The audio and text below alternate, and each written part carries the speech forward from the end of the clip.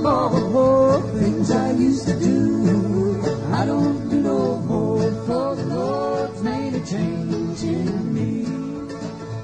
Hello, this is Real History with Melissa, and it is the 16th of February, 2023. I thank you all for joining me today. I am about to start a conversation with Paul, and Paul is in Northern Ireland, and we are speaking to each other via Skype.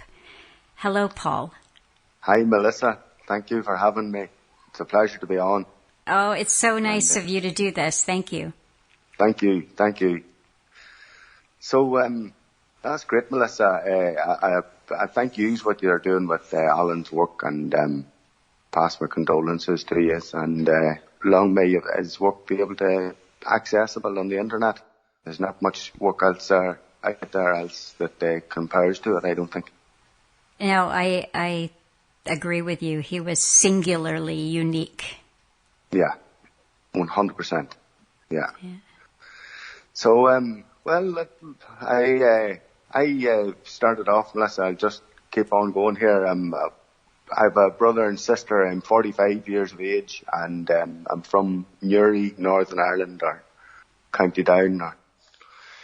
When I was Ireland, when I was growing up, was pretty.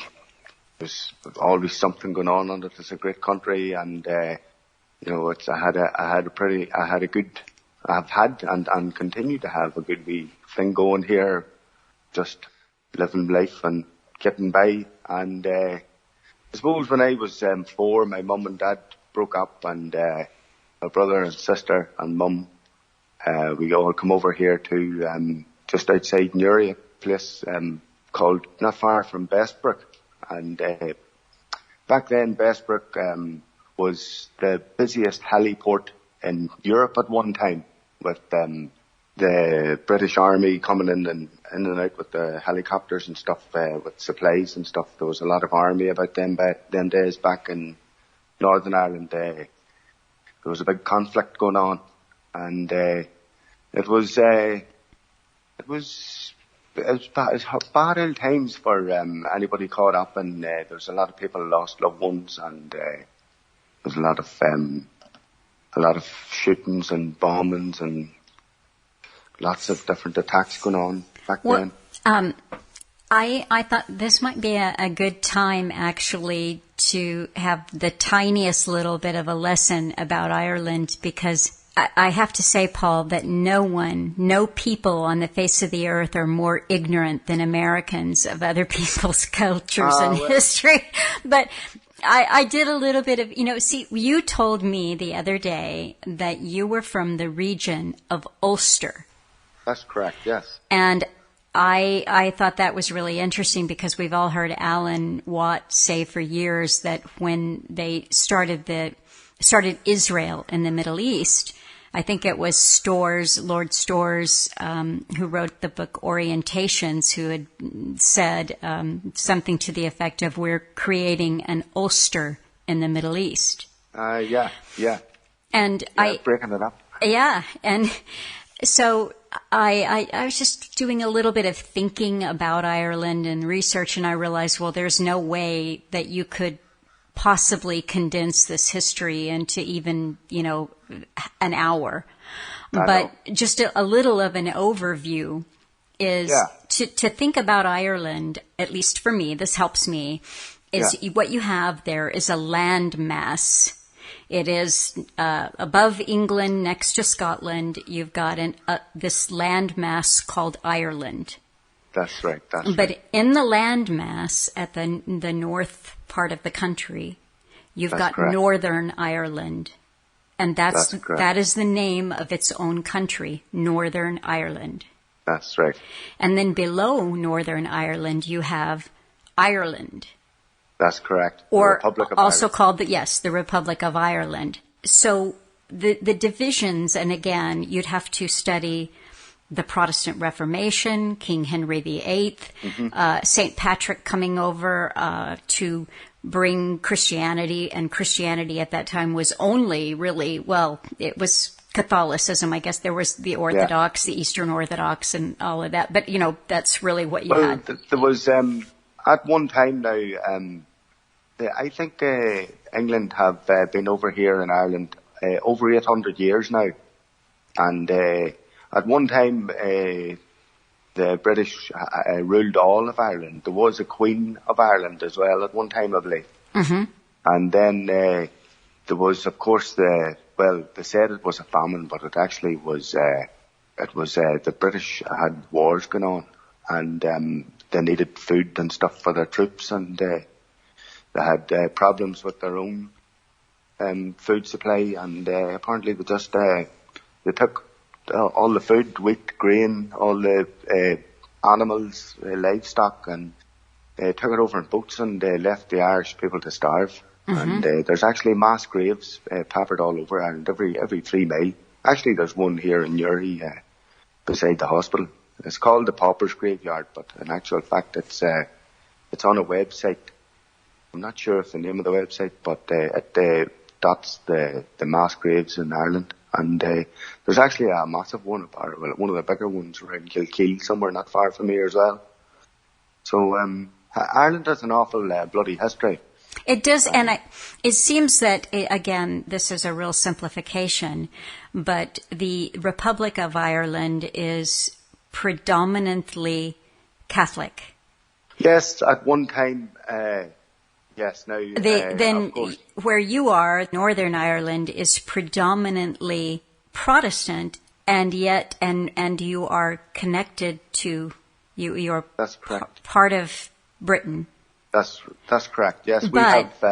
Yeah. But within Northern Ireland, you have a very large minority of Catholics, mm-hmm. And then Ulster itself is the whole region system, the whole what is now 4, but used to be 5 regions, and I guess sometimes in history it was 7 regions.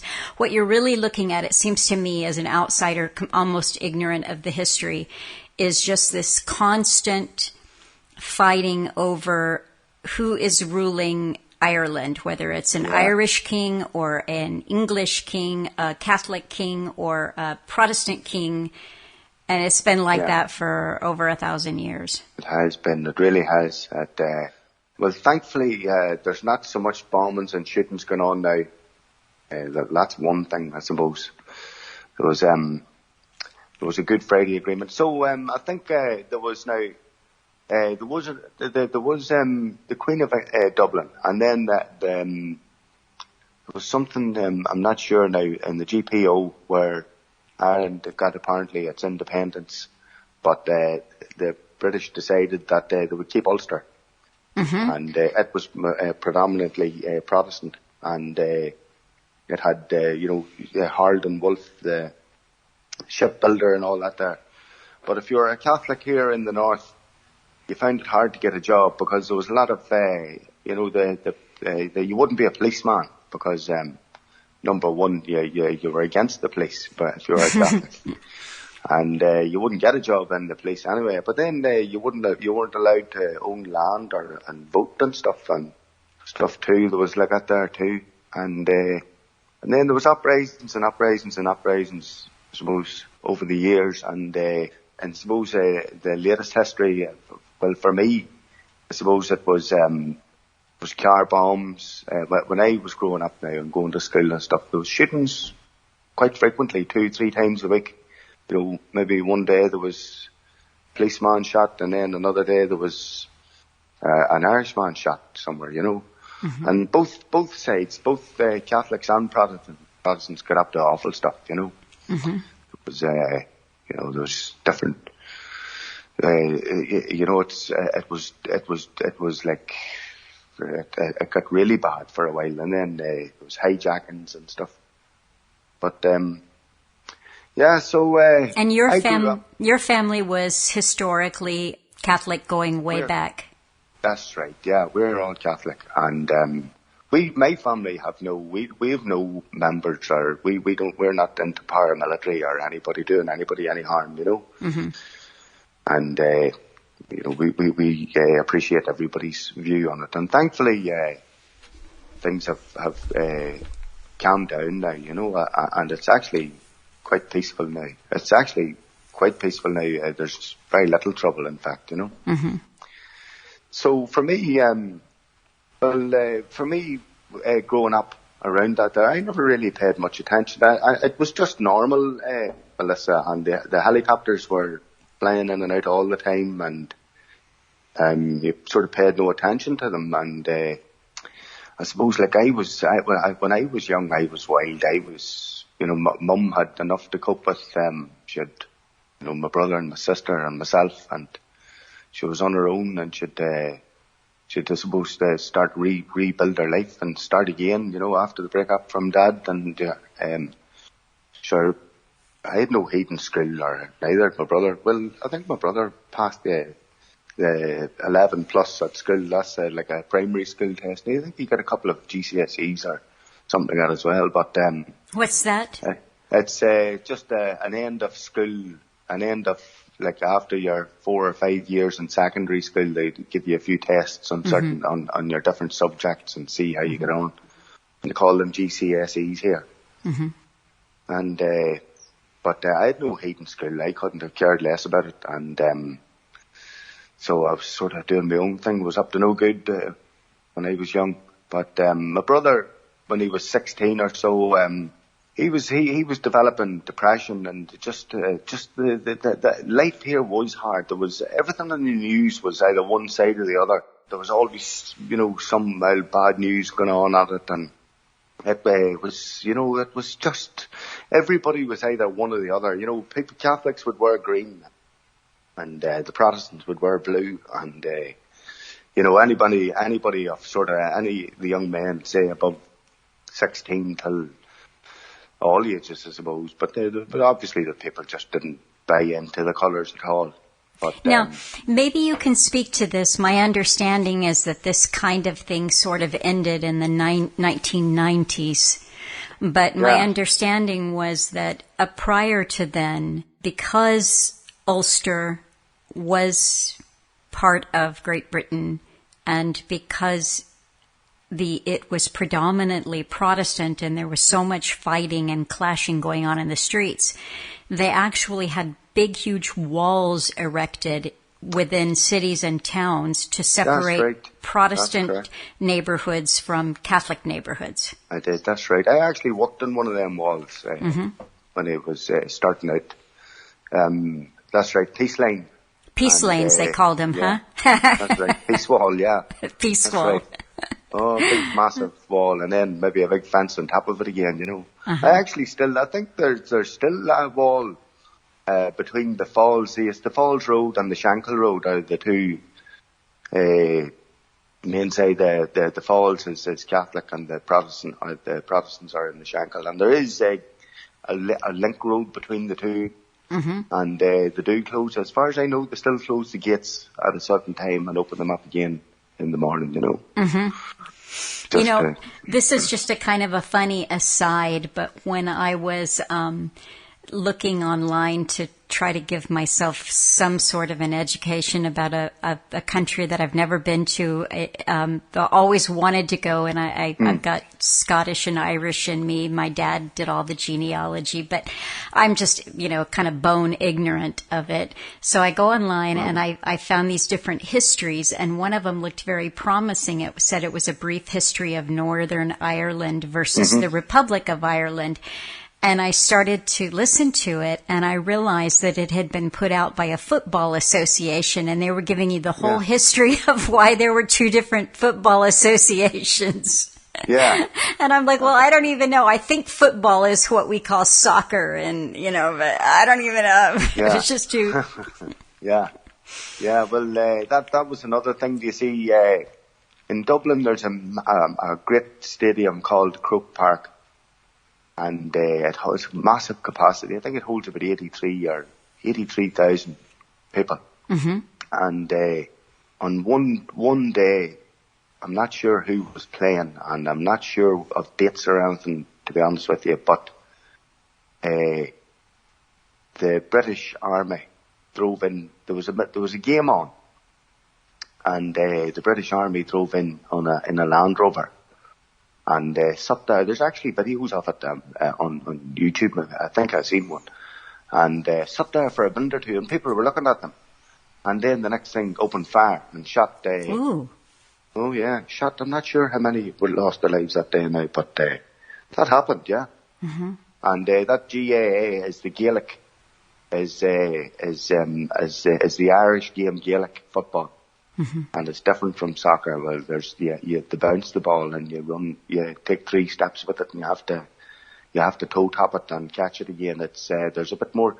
It's quite a skillful game, and it's physically demanding game too. But so the GAA would be a predominantly Catholic game, because now of course there is Protestants that play it, and they're very good and well respected people, of course.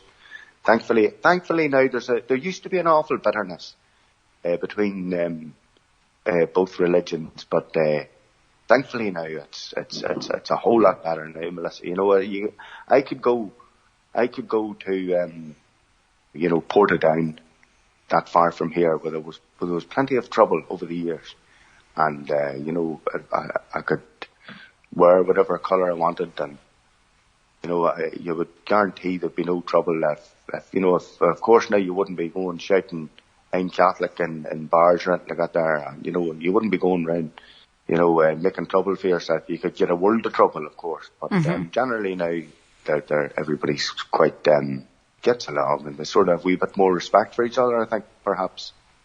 So it's good that way. So I suppose that brings me on to see, Melissa, my thing was, see, my brother, God help him, when he was about 16, he was starting to notice that he was getting depressed and that he wasn't, he was sort of angry person, and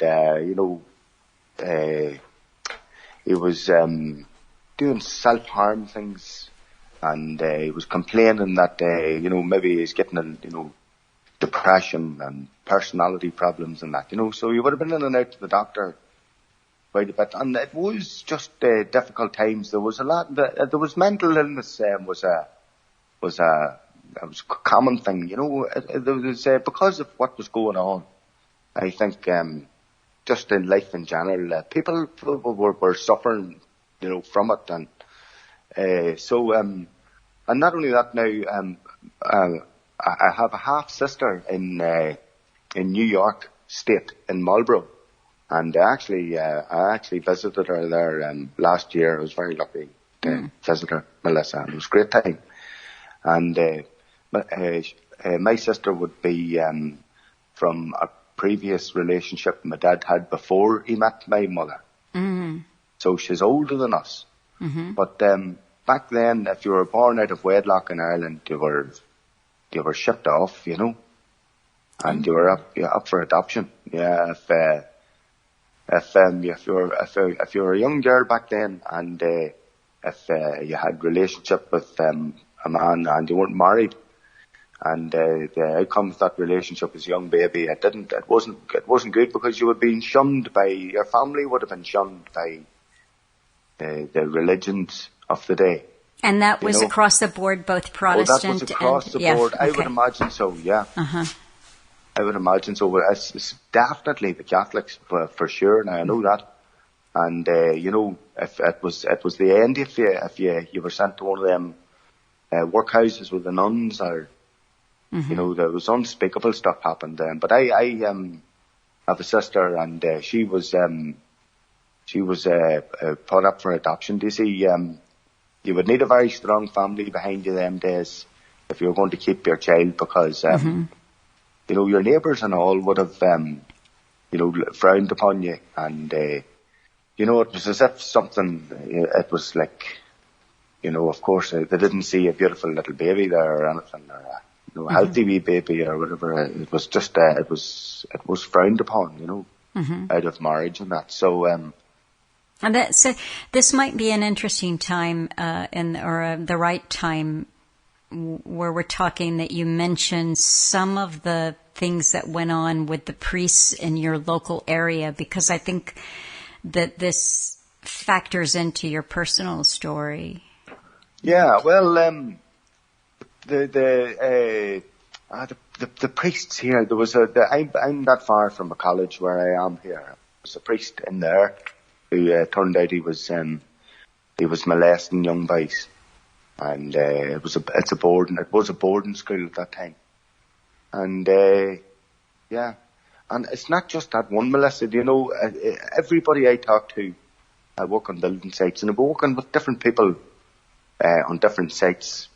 You know, I'd work on one site for a month or two, and I'll go down the road to be on another job with different people. And no matter who you're talking to, if you ever mention it, they always know some local priest.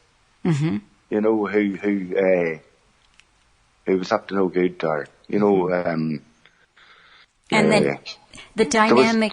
And the dynamic in your family that Yes. you were explaining to me is that your mother and your sister, who both live, like your mother lives next door to you, and your sister's your sister is two doors down. She's another few doors down as well. Yeah, and they are both devout Catholics. They go to mass. They're both frequent mass goers, and whereas you stopped going to mass at what, the age of 18? Yeah, something I would say so. Yeah, maybe even prior to that.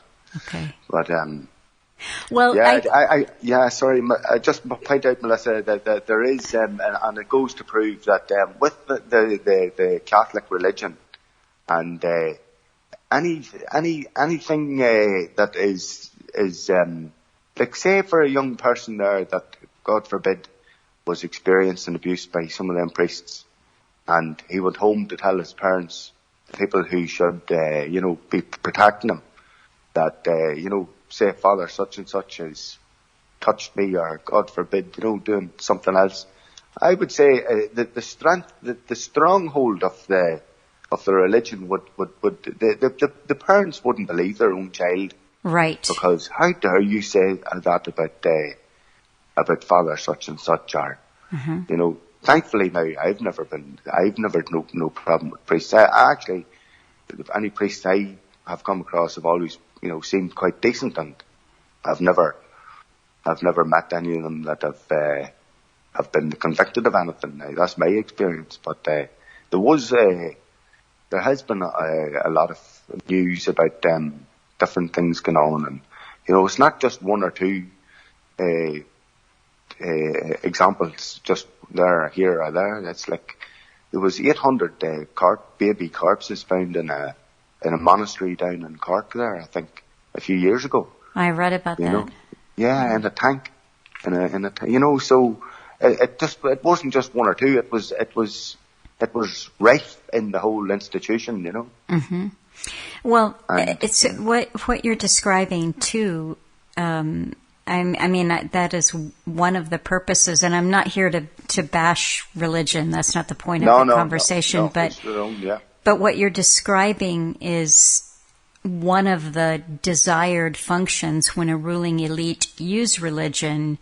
It is about control, and if the family, if a family is in control, if a family is intact, they will stand. They are the ultimate tribe. Yeah. But if you have this where, the priest could never have done that to you, then the church now has more authority in your life than the father of the home or the family correct, unit. Isn't it? Mm-hmm. Yeah. So why don't you, if you feel like it, launch? Your brother had been suffering at 16 from depression. Why don't you tell a little bit about what happened there? So it was ongoing for him. It was something that plagued him right from that age, right all the way through. And his mental health deteriorated over the years as he got older, and there was numerous suicide attempts. He would overdose on tablets, but thankfully none of his attempts were any more than that. They were just attempts, and they were, I suppose, cry for help. Mm-hmm. And so, say for example, the health service I noticed at a young age wasn't it wasn't helping him. He would go in for counselling, or he'd go in to see the doctor, and they'd maybe give him medication and that, and he'd be out a day or two later. They would say send him home again, and he'd come home, and it would only be a short time later where he would hit rock bottom again, Mm-hmm. and then the whole episode would start again. He'd be back into the doctors again, and day or two later he'd be back out again, and they would maybe give him an extra tablet or change a tablet or something, and then a month later he'd be back in again, and there was always something going on for him, and it did. You could see it, looking back, you would know that there was he had mental health problems, and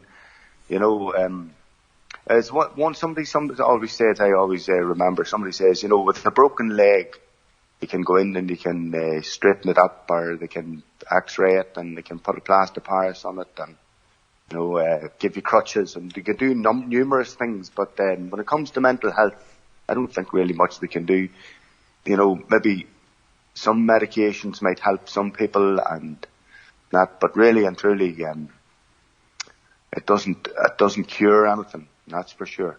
Mm-hmm. So anyway, after episode after episode after episode, finally somebody listened, and they got him a wee one bed, a wee 1 or 2 bed flat up in a state not about a mile from me here.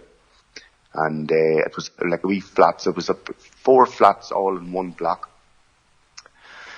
And this was the best thing ever. Mum was delighted, and this is his chance now to sort of his own wee space. He's not answerable to anybody, and he can hopefully sort of get himself straightened out or whatever. This was great. This flat, and Mum, God love her, I've been up painting it and papering and cleaning it and putting blinds up and curtains and fixing it all up and helping him out, and wee bits of furniture or whatever. And the brother, he had a wee moped at the time, and sure, it was only a matter of time. The neighbours knew that he wasn't right, and Mm-hmm.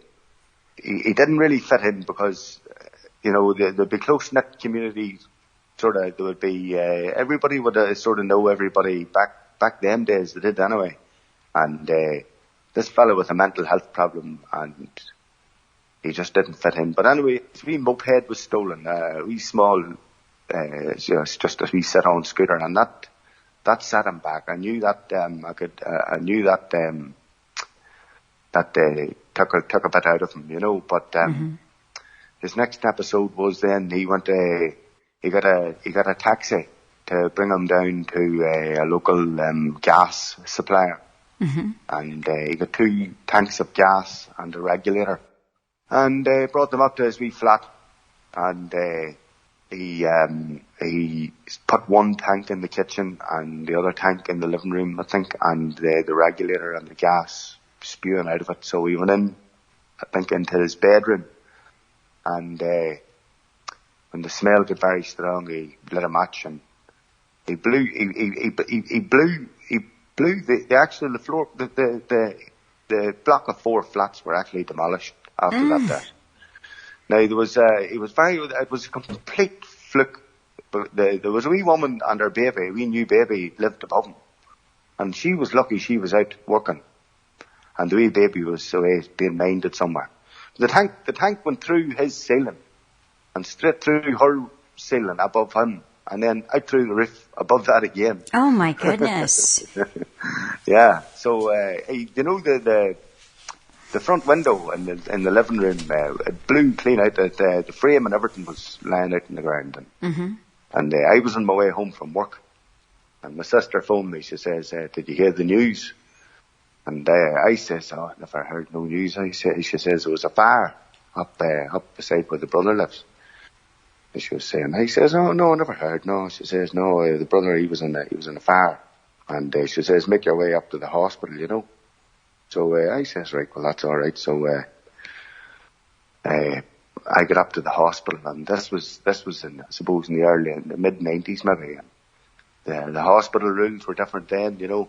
I went up to the there he was behind the curtain pulled behind over the bed, and the next thing the curtain buzzed open and the nurse came out, and there he was, and there wasn't a hair in his head, even the eyelashes. Oh. The eyelashes were gone. Oh no!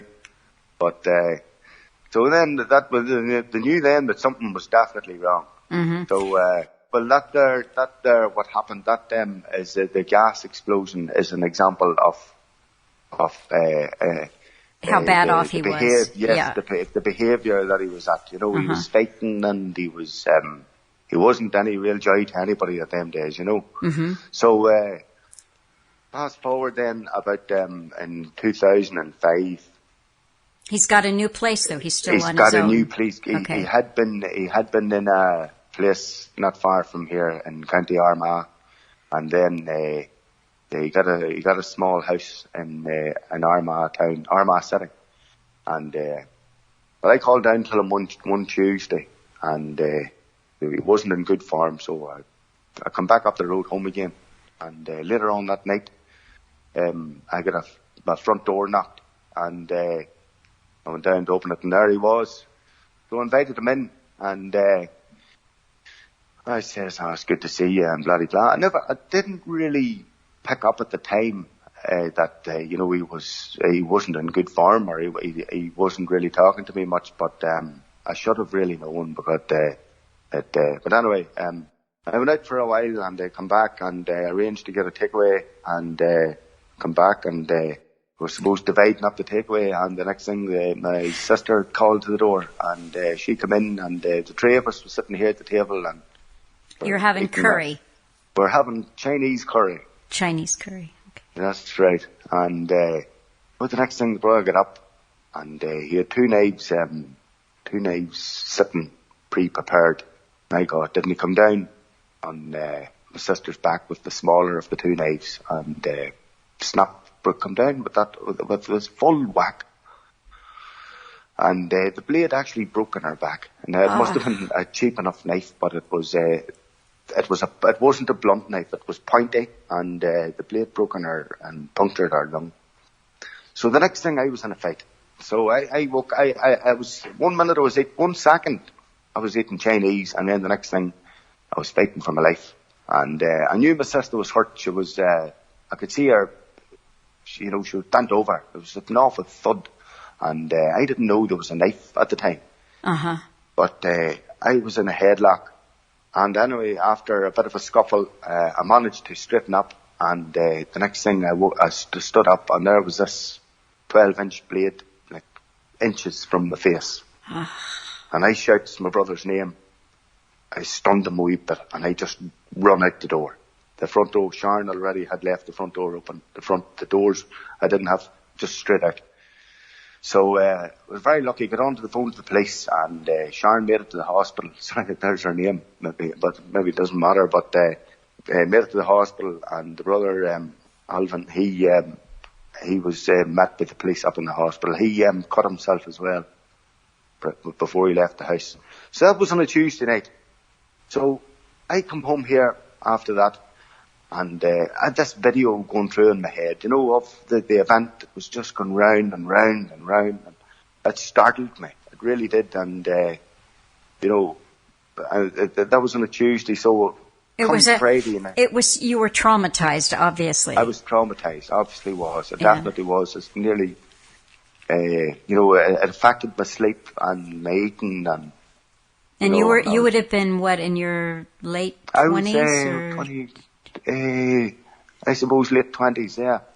Yeah. And you were, at that time, you were working in the construction business? That's correct, yes. So just kind of steady, minding your own business, kind of? That's it, yeah. Just really was. I was looking, lucky enough, I was working local at the time.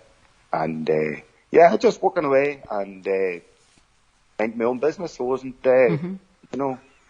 And so that happened on the Tuesday, and then I hadn't slept, obviously, and of course I was traumatized. And on the Friday, an old buddy that I used to pal about with now. This boy turned out not to be any good, but he was somebody that I went to the boxing club with and done, maybe 3 nights a week and maybe a jog on a Saturday.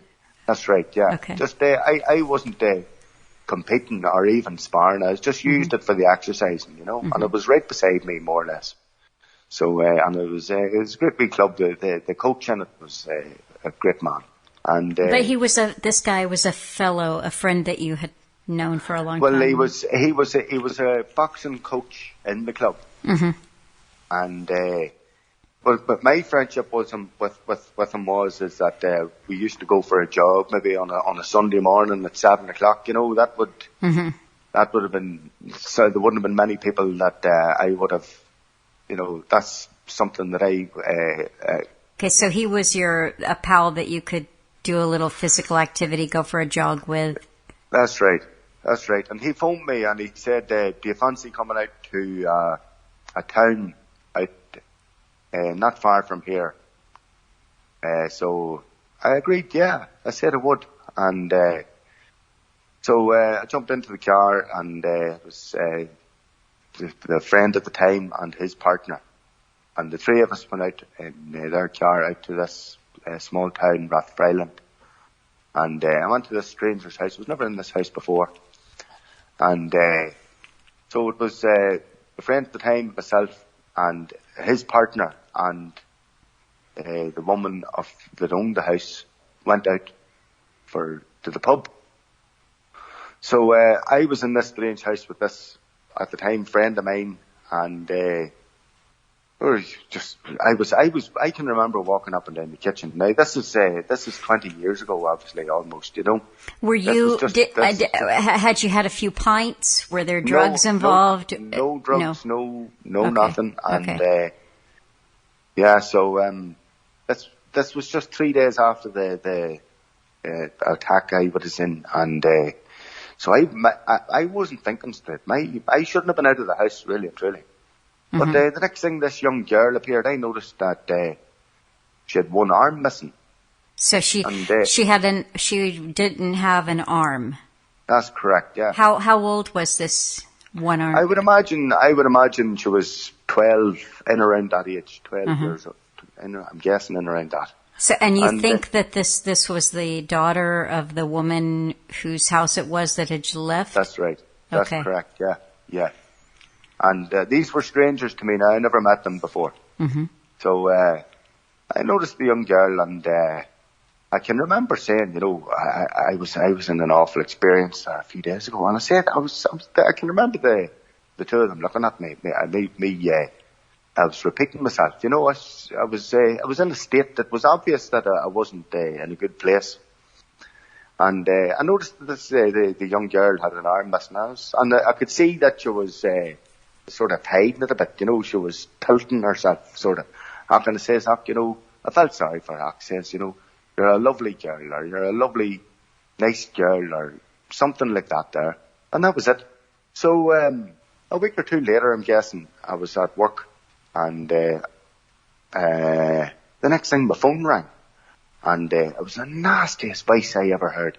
It was a woman that she said, Paul, one thing running after pursuing adults, but pursuing children is something different. She said it in this real nasty voice. And it floored me, Melissa. I had no answer for her. I just couldn't believe what she said, and that was the end of the conversation. I hung up the phone and thought, this is mad. It just really floored me, And so I thought nothing more of it. Now, it's not that I didn't think of it. I just thought to myself, don't worry about it. I've enough going on in my plate here at the minute. Forget about it and move on. But I didn't move on. It was something that bugged me. And this nasty voice, and I could hear it, it would go in my head. And I would say to myself, it's only her opinion. Don't worry about it. Move on from it. And don't, just move on, But it was after about a year I realised that it wasn't going away from me. It was still very painful thinking about it. And I mentioned it to my sister. Okay, so she basically makes this insinuating, accusatory thing, and there's no more exchange between you. No. Okay. But That's it's right, eating, it's gnawing at you, so you mentioned Yeah. it to your sister. Okay. That's right, yeah. And it did. But that's it. I never was before this knife attack. I was great. Everything was good. I was looking after myself. I was exercising. I wasn't smoking, drinking, or any drugs. And I was as clean as a whistle. And I could never get back to that again. I could never get my head because this brought me down spiritually, you know. So I mentioned it to my sister, and you know, my sister thought, you know, well, there's not much you can do about that. You just move on, forget about it, you know. And then at this stage, you see, it was a year after after the phone call, and I thought, you know what, that's it. Just leave it be and forget about it and try and move on. The events with the knife attack did wear off, and I forgot about it. I thought at one time I would never stop thinking about it, but it's come to a stage now where I would actually only remember about it now and again. You know, I actually have. But this accusation stuck with me, and still to this day is very sore when I think about it.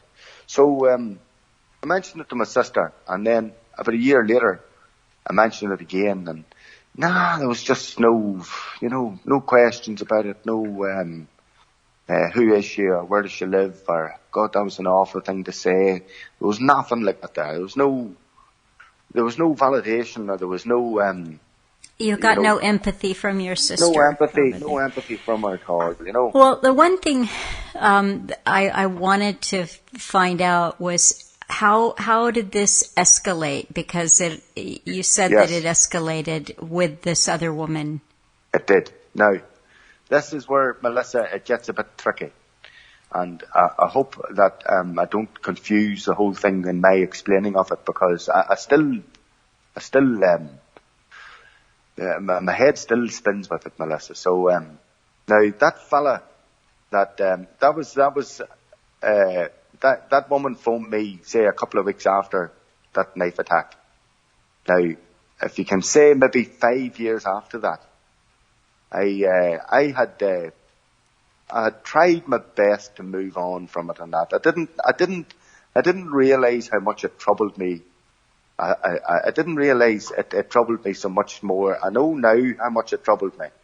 I didn't realize it was so bad at the time, or that it would stick. It would still be with me. So I mentioned it to my sister, and a few years later, say about 5 years later, there was a birthday party on, and there was at a small social club not far from here again. And it turns out I wasn't at the birthday party, but that woman who phoned me, that young girl who I said, you're a lovely girl, she was there, her cousin was there, and her mum was there. That was the woman who went to the pub and left their daughter, with me and that other fella. So that birthday party went on, and that fella that I went to the boxing club with, that coach, he did a nasty thing to the woman who phoned me. That nasty woman who phoned me. She has a young daughter, and the young daughter was only 14. And that boxing coach, he sexually assaulted her at a house party after the social club gathering. So, and he sexually assaulted the young girl whom I said, you're a lovely girl. That young girl with the arm. So now you're guilty by association because this guy was your pal. You see, this is it. Now, the thing is, Melissa, I never knew of this incident until 2 weeks or so after it happened. I phoned the fella. I phoned the coach who was at this time accused of sexually assaulting these two young girls. And I says, well, how's things? I didn't know what was happening, and I hadn't been at the boxing club for them couple of weeks either. So basically, that accusation of pursuing the young girl, that phone call shortly after that time I visited the house, that woman got in contact with another woman, and the two of them got together, and they made like a cartoon sign or a sort of computer generated image of Team Groom, and that was the boxing coach and I. Mm-hmm. Now this boy was your team groom. That's correct, yeah. So something that this guy is a friend, kind of a pal that you go jogging with, but he's not your best buddy, and you've got no idea what he's up to with these young girls. That's correct. But you have become guilty by association. That's right. So the two of them got together and put it on Facebook. I've had young girls standing out here at 5:30 in the morning as if to tempt me. Was a young girl asked me, was I going to rape me? Was I going to rape them? And every time I come home here, and I was stressed out with this, and every time I would come back here, every time I mentioned it to my sister, it would fall on deaf ears. And she would never ask me, oh God, that sounds awful. And so I can remember after going up to my sister and trying to talk about it and getting to know her, I thought on my way back home, I thought I'll step in and I'll tell my mum, because I'd never told my mum before what I was experiencing. And as soon as Mum figured out what I was talking about, she told me to shut my mouth. Shut your mouth, shut your mouth. So that told me a couple of things. It told me that my sister had already told her. But, I had a problem with this here. And my sister had given her a slant on it that I was to do nothing with it, and I wasn't even allowed to talk about it. And ever since then, and that was, I would say, in 2013, that computer generated Team Groom thing went up on the internet, and the comments were private, but I knew that was about me. Mm-hmm. And so really, I had breakdowns and all over that. The stress that there caused me was unbelievable. I turned to drugs, turned to hard drugs and everything. Really? And yeah, thankfully now. What kind of drugs? Cocaine, marijuana, LSD, ecstasy. Is this, were you already listening to Alan Watts talks? No. No, okay. I was in 2006, 2007, I would have been starting to listen to Alan's talks. And there's a great wee story about when the books arrived. I wouldn't mind getting talking.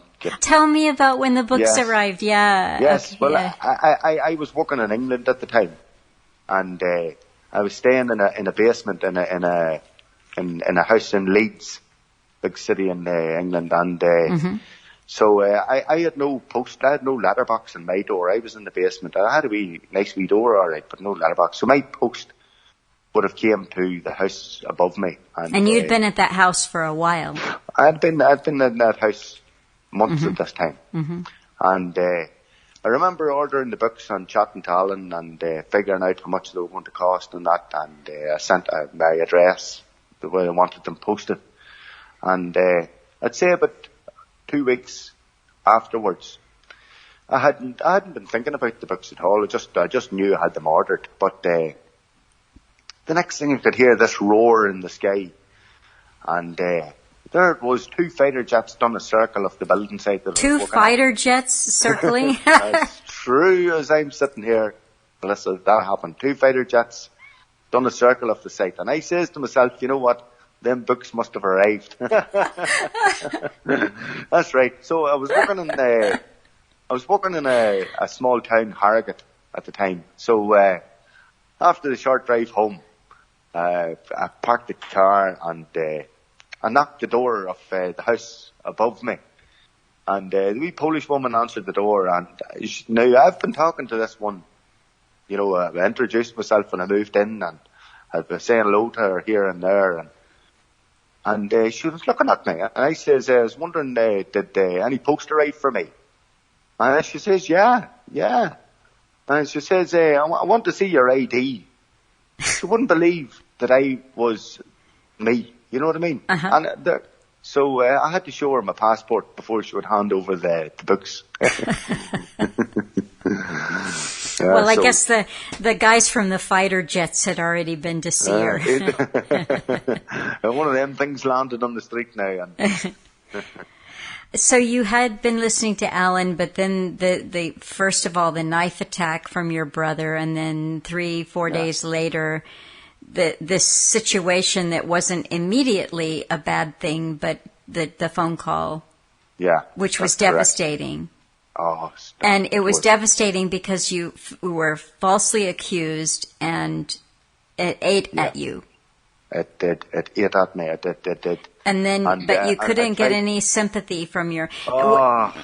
Let me ask you a question. Do you think that your mother's defense of the local priests and the unwillingness to hear this... Yeah. There was some kind of a connection in your mind there to her reaction. Well, do you know what it is, Melissa? The more I look at videos and stuff, there's a wealth of information online called, if you look into emotional abuse and stonewalling and manipulation and entitlement and stuff, it all ties into narcissism. Now, my mum, God love her, she is the kindest soul. Honestly, I'm not saying a bad word, but sometimes people have a toxic positivity, and everything's great. The world is lovely. Everything's good. Just I like positive. that. I've never heard that expression before. Toxic positivity. It is. It's actually a thing. And So it's what are you saying? What are you talking like that there for? Just be positive. Move on. And it's just an inability to I suppose, if you see, a lot of the time people just want to have the last say something. And, I just never got any empathy. I never got questioned about what my problem was. I never got, I was just told to move on. Forget about it, move on. But I couldn't move on from it. And it was something that it just brought me down, Melissa. It really did. It ruined my confidence, my self-esteem. Now, and parallel with the trying to get your mother and your sister to empathize or to even acknowledge that this was going on, this is actually being ramped up by this woman on Facebook. Absolutely. Do you know? Can you talk about that a little bit? Yes. There's one thing I know. Do you see this woman that come up with these malicious rumours? There's people that just crave drama, and that's what they go round. And that's it's actually called narcissistic supply. They want to feel as if they're superior. They want to feel as if they're fighting the good fight, and that these people are just bad or whatever. I'm just bad, and that I need put down, and it makes them. They think it makes themselves look good, or it gives them, and then they throw in vodka and stuff like that. There, it's just a recipe for disaster on them social medias, Well, see, this is one of the reasons, Alan, people still don't understand why was he so against it. And they'd say you'll spread the word faster if you're on Facebook, or open up, put your videos up, open up comment section, or, get chat rooms and forums and everything. Yeah. But this wasn't for him about controlling other people's speech or anything like that. He totally recognized that what this is a toxic environment of online bullies. Yeah. People who they've got a little bit of a forum, they crave the attention, they feel empowered because there's a lot of people who follow them or subscribe to them or like them or retweet or whatever they're into. But what they've given themselves is the bully pulpit. This is and they can say anything that they want. It's very difficult to defend yourself from that kind of online internet abuse. If you're even aware of it, Do you know what I'm saying? Well, this is it. Yeah. And this absolutely. woman, for whatever reason, she just, thought you looked at her cross-eyed. You said something to the daughter. We have no idea what is going on in the psyche of this little girl who's missing an arm, but I'm going to take you at your word that you were in a shell-shocked state and you were just trying to be polite to a total stranger. That's correct, yeah. That's correct. You shared with me the other day, in preparation for what you said that you wanted to talk about, you said that you'd been listening to Alan and it helped, but you still felt so defeated. And you said that you were staying in an Airbnb doing a job, and you met a very kind woman who introduced you to the work of an online psychologist named Dr. Ramani. Is that right? The very kind-hearted young woman, yes, is true. Now, I just come across Dr. Ramani on Google, on YouTube. Mm-hmm. But it was the young lady in Airbnb who highlighted, she was coming out with terms like stonewalling. Mm-hmm. And whenever she explained, I says, what is stonewalling? And she could explain that you weren't just getting your point across, or you weren't allowed to talk about that topic. Mm-hmm. And that's, stonewalling is a form of manipulation. Mm-hmm. And so once I heard them, like stonewalling and words like entitlement and invalidation. Invalidation's a big one. And there's a lot of people, in relationships, and I think, I've got there's this person, like I sent you a song, Melissa, the 7 Drunken Nights. And yes, that's a good example. And that is by, we'll play a tiny little clip of it. The name of this song is the 7 Drunken Nights, but we're only allowed to sing 5 of them, so here goes. Oh, as I went home on Monday night, as drunk could be, I saw a horse outside the door, where my old horse should be.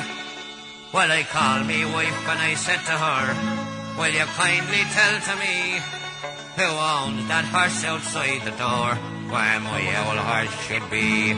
Ah, you're drunk, you silly old fool, still you cannot see that's a lovely sow that me mother sent to me. Well, it's many a day I've travelled 100 miles or more, but a saddle on a sow sure I never saw before.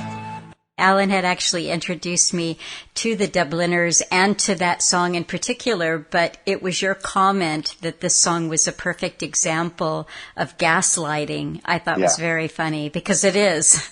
It is. Yeah. It is. Yeah. And, No, go ahead, sorry. Yeah, so gaslighting is, and honestly, all I really wanted was just my mum or sister to sit down and say, what happened here? Come in, tell me what's going on. Make a cup of tea, sit down, and tell me all about it, and sort of chat about it.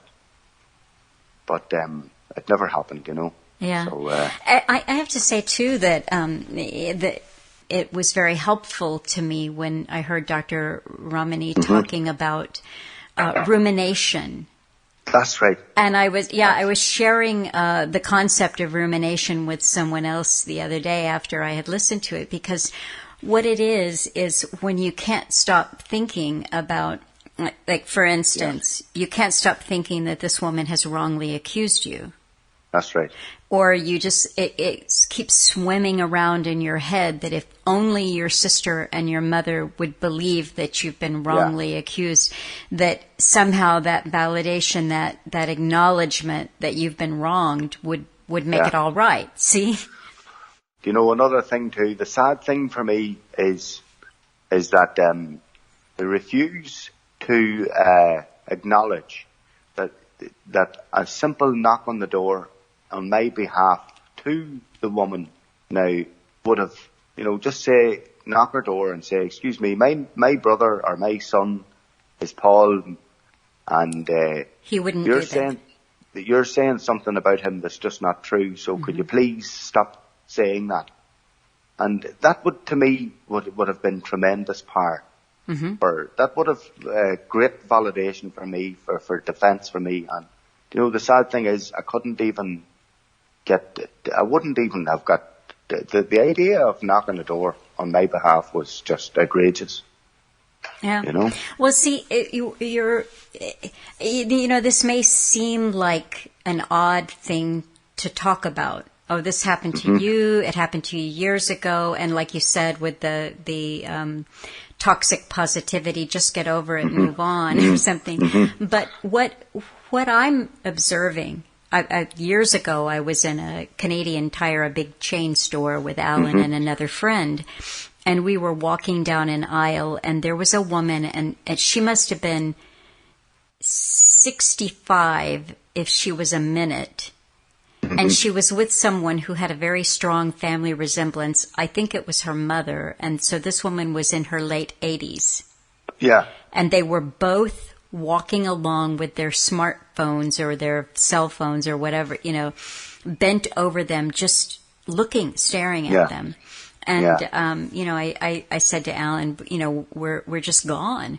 We're gone. Yeah. But now I see that more. I mean, yes, cell phones can be a useful tool, but they do track you, they surveil you, they spy on you. But much, much worse than that, what I see is people who are living their lives there. Yeah. That's where their validation comes from. That's where their sense of power comes from. That's where their social, Yeah.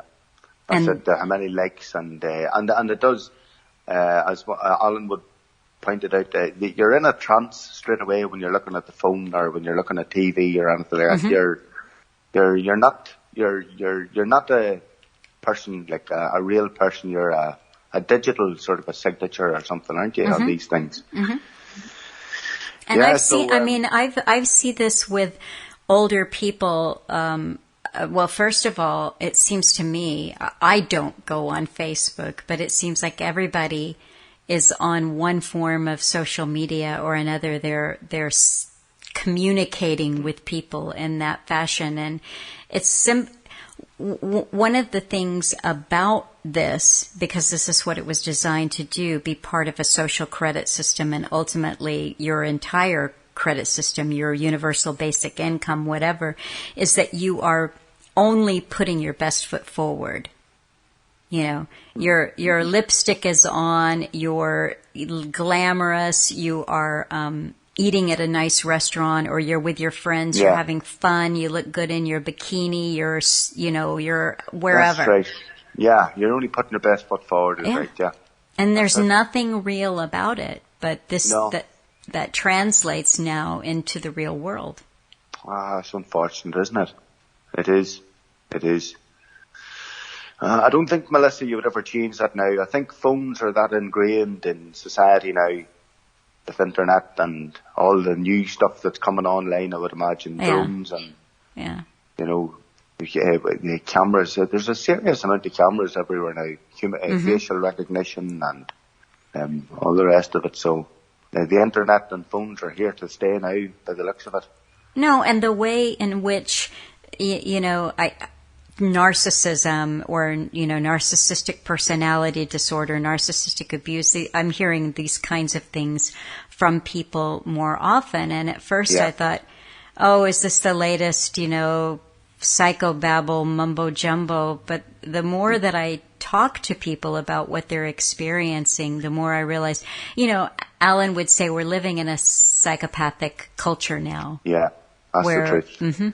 We're modeling this behavior that is egocentric, psychopathic, and slap a label on it. It's about you.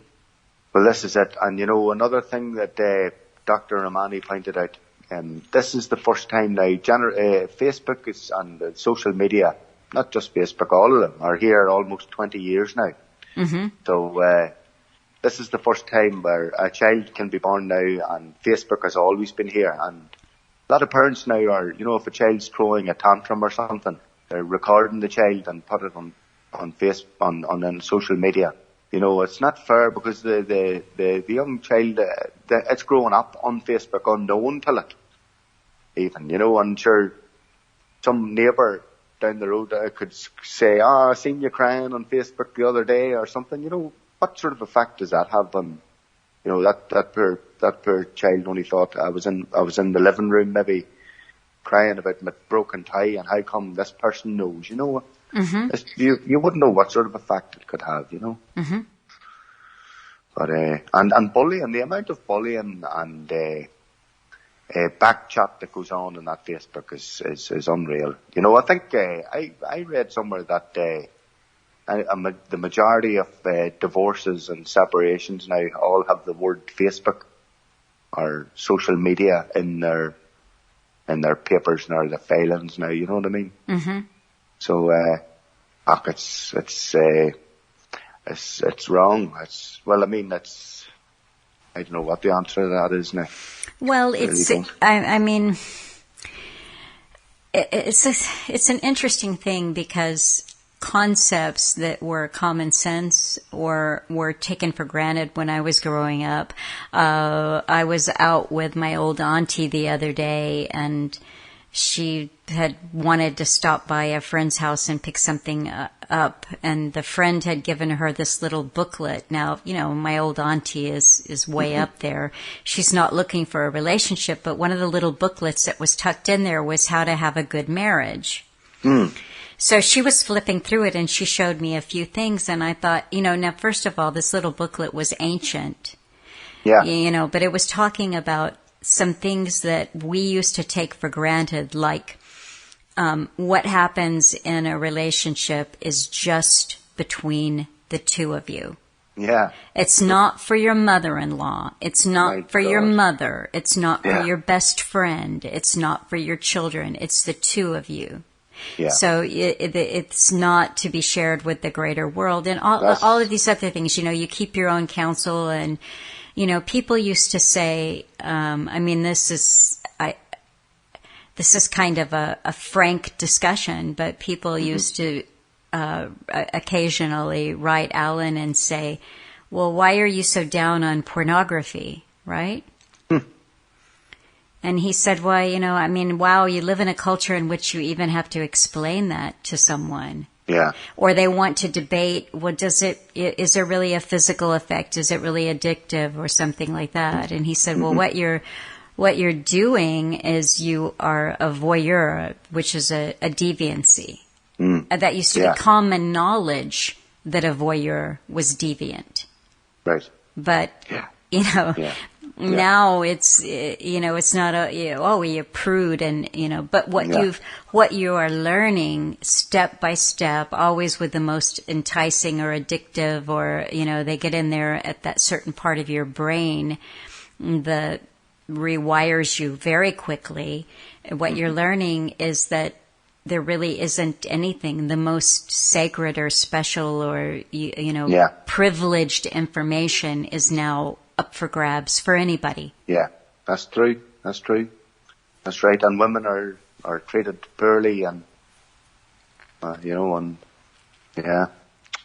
it's unfortunate now. There's an awful lot of things in society. The majority, as Alan would say, there's nothing in society that hasn't been okayed by the big controlling powers, you know. That's right. Yeah. That's break down those pillars of society. You find what works, and then you break it down.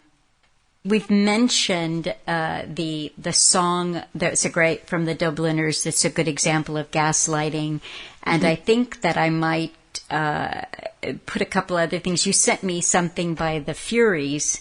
I said, I had heard them. I'm sure Alan introduced me to them, but when you sent me a couple of examples from them, I looked them up and I realized that they were Irish travelers.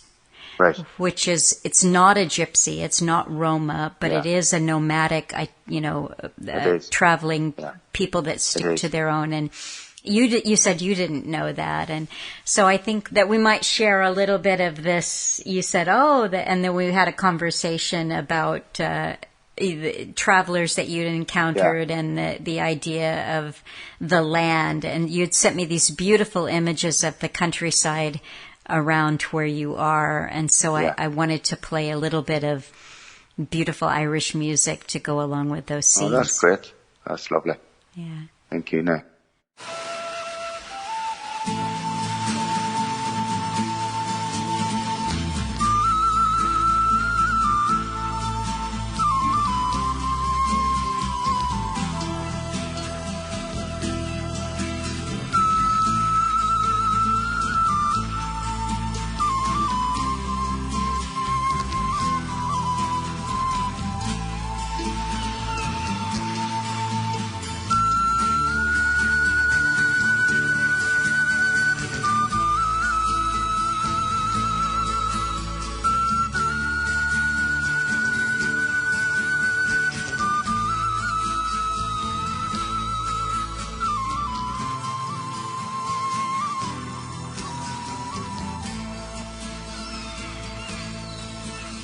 The Travellers, the Travellers used to go around. They had a nickname called the Tinkers.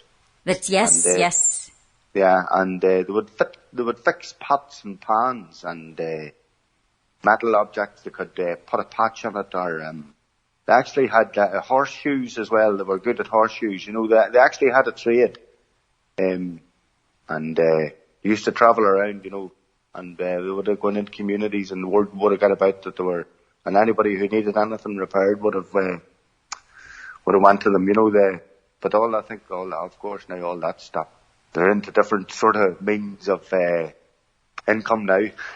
Yeah, if you've got a small mini digger or a cement mixer or something that could go in the middle of the night, you know. Yeah. Well, I'm sure that we could keep talking forever. But is there anything else that you want to share with me or share with anybody else? Just long may Alan's work stay up there, and God rest him. And thank you very much, Melissa. Everything you've been very communicative, and I think Melissa, I really enjoyed chatting with you, and hopefully as time goes on, we can still do these things, you know. Yes, I think. Well, see, this is. To me, the more that I think about it, I mean, I know that I've embarked on it. I think that you're the 5th one that I have done now. But as I think about it more and more, I have this thought that goes through my head about Alan and what he was doing, and how for so many years he warned us all of what was coming and what it would look like. Yeah. And the show that the talk of his that I just put up. It's actually today because we're recording this on Sunday because that's what works for your schedule. But it was about tinkering in the matrix of the womb. And it was about in utero vaccination. And, Alan said, this is it. This is what they're trying to do, is get in and change, make their idea of the perfect human. Unreal. And he said in that talk, this is the end of humanity. And he really drove home the point that what saves a few individuals and allows a few individuals to come through this nightmare that we're living through that is only going to get worse is holding on to humanity, listening to each other's stories, learning what, true human decency and beauty from one another. That is... Absolutely, yeah. That's it, and that's pretty much been hollowed out. I think now, it's hard to find people now who are empathetic. It's something that's for a long time people are competing. If somebody's car was bigger than yours or something, they would see you as a arch enemy sort of a thing. And I don't know. Hopefully there's brighter days ahead. I suppose maybe try and stay positive, but. I don't know. I wonder what the difference is between trying to stay positive and toxic positivity. Well, this is it. This is it. And that's another thing maybe I would just love to mention. There is dozens of different types of narcissistic behaviour. And that is one thing I think that is completely, it's not highlighted, and it's people experience it more than what actually is spoke about. You have covert narcissists. That's, very, you wouldn't, they're very charming and, are very sort of, quiet, and they would sit there and you would think they're a very quiet person, intelligent and all the rest, but, there's, what else is there? There's, the other one, what's the other one? What do you call it? You see some of them, they're very charming and they're loud and, they're likable and great crack. Gregarious, outgoing. Or else, outgoing, sort of, narcissist, but, at the end of the day, they're all out for themselves, and it doesn't matter what your problem is. You're going nowhere with it, and they don't change, Mm-hmm. It's all manipulation and invalidation, and it's just unfortunate because, a wee simple act would have really helped me, but it didn't happen. So. Well, listen, Paul, I know this is kind of an ongoing struggle, everything around it for you, and you've expressed, changes that you're trying to make in your mind and your life and your behaviors. But one thing I'd say is it's important for all of us to not beat ourselves up, because we find ourselves increasingly surrounded by many people who have chronically made the wrong choices in their lives. Yeah. And, we suffer when we have to live too closely with them. We'll wrap it up here, but on the social media front, that's what you see now, where there's a dividing line, the vaxxed versus the unvaxxed, and then all of these little subcultures that are springing up around people who claim, well, they know exactly what's going on and who's behind it. But what you don't get a lot of is just the ability for people to be quiet and listen. Where are you coming from? What do you think? That's right. That's gone. Yeah. That's right. So, well, listen, thank you so much. Thank you so much for talking to me, Paul. I've enjoyed this. It's been a pleasure. I really thank you, Melissa. It's been great to air some of my thoughts and feelings, and thank you for giving me the opportunity. It's my pleasure. It's been my pleasure. Yeah. And thanks everybody for listening, and I'll come back again next week and bring you another person to hear from. Well,